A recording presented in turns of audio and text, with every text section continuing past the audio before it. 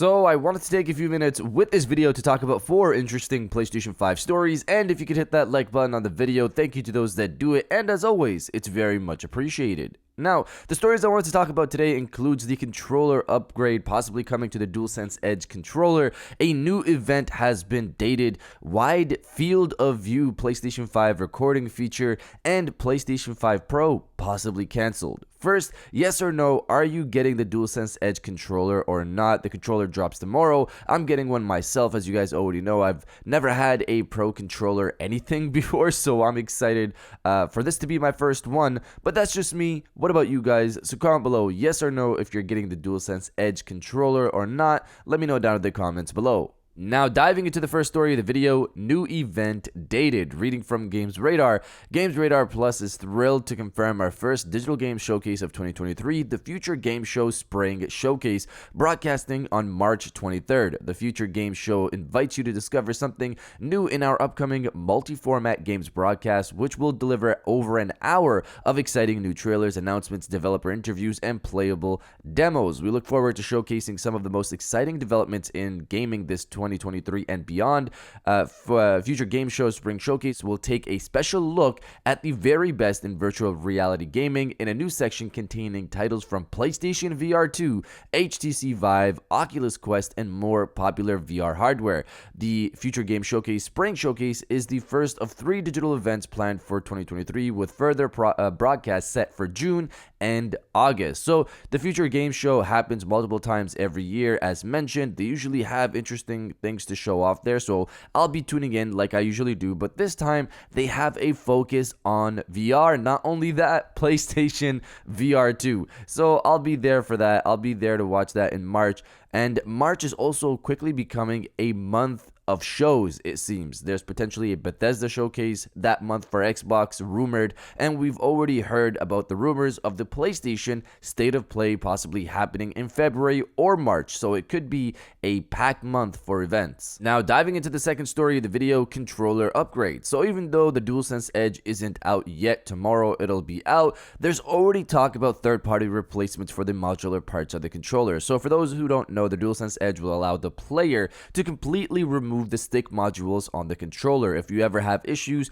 you can go ahead and get new sticks for $20 from Sony, making this a controller with longevity. But if you don't trust Sony's stick replacement options, then it seems you might be in luck, because GuliKit seems to be working on stick replacements of their own for the DualSense Edge. I only found out about them recently, but apparently they create superior sticks for controllers compared to Sony, Xbox, and Nintendo. These joysticks will last much longer when it comes to avoiding something like stick drift, because they use Hall sensing sticks. I'll have a link below in the description to Linus Tech Tips explaining the benefit here versus the current stick method if you're interested. But the quick point is that they will last much longer when it comes to not getting stick drift, which I think we've all experienced at one point or another with various controllers. The company GuliKit recently responded to a fan asking if they'd bring their patented sticks to DualSense controllers, regular DualSense controllers, and here's what they said: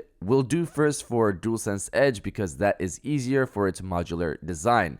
So if you want to get your DualSense Edge sticks replaced at some point, you could just go for the GuliKit sticks over Sony stick replacement options for longer lasting sticks. My only thing is, will Sony stop them like they did with D-Brand over the case replacement, the system case replacement? GuliKit do have these sticks patented like D-Brand did with their second version design for the PlayStation 5 cases, and Sony couldn't do anything about those, so we'll see how this plays out. But you guys let me know if you used GuliKit before or not. Let me know down in the comments below. Now, diving into the third story of the video, wide angle view update. So this one was interesting for me. Reading from Game Rant, Sony Interactive Entertainment recently filed a new patent that would allow a VR headset to record gameplay for streaming purposes. Specifically, the video recording and playback system and methods patent outlines a system that would stream PlayStation VR 2 gameplay to platforms like Twitch and YouTube by capturing a wider field of view.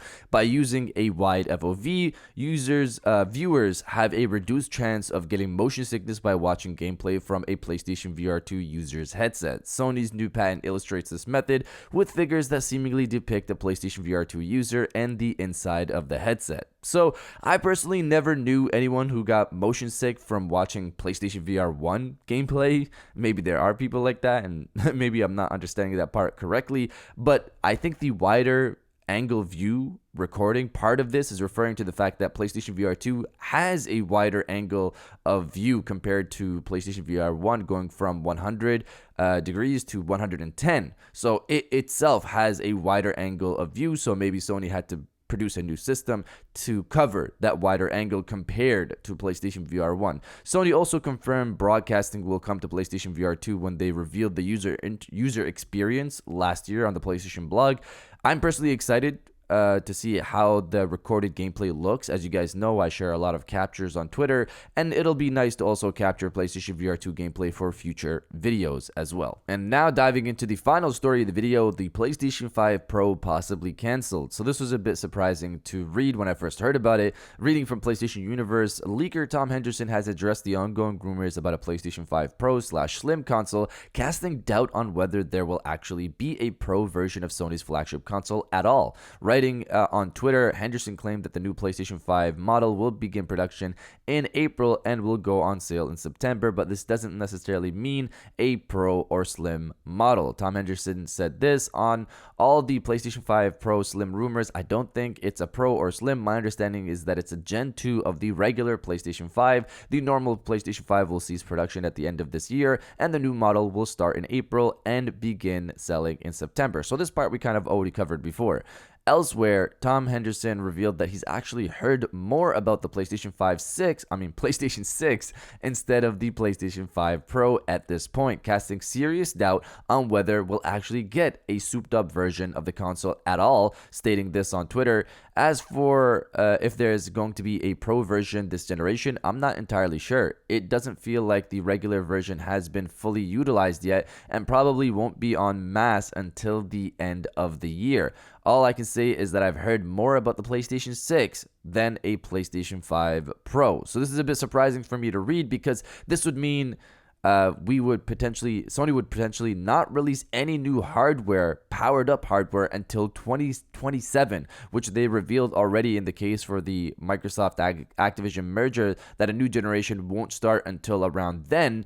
I honestly hope that's not the case. A PlayStation 5 Pro is kind of necessary for games to run at native 4K at 60 FPS, unless way more developers embrace FSR 2.0 and beyond to get better 4K upscaling picture quality at 60 FPS, because currently players in the console space continually have to decide between performance and quality modes when it comes to playing anything.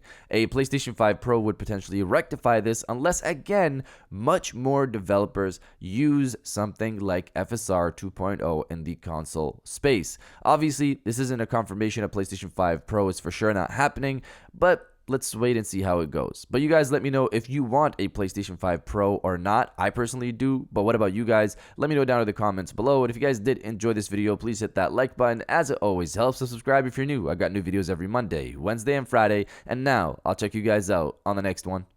And welcome back to the after show. This is the part of the video where we have a little fun down in the comments below. If you're old, welcome back. If you're new, welcome. For today's thing, what I want you guys to do is to body, obliterate, destroy, and overall harass the comment section with "We have been waiting." This is obviously in reference to a new state of play, a new event for Sony. If you've been waiting like I've been waiting, and you just want the next event to happen at some point soon, destroy the comment section with "We have been waiting," and I'll definitely heart those comments like I always do, because I appreciate everybody who stays to the end of my videos. And now I'll check you guys out on the next one.